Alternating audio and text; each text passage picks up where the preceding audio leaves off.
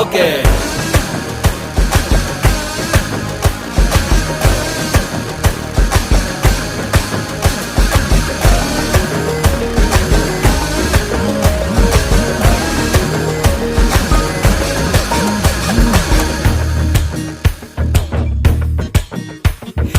Apple போன போல கையில எடுக்கவா, உன்னை அப்படியே டச் பண்ணி கொடுக்கவா.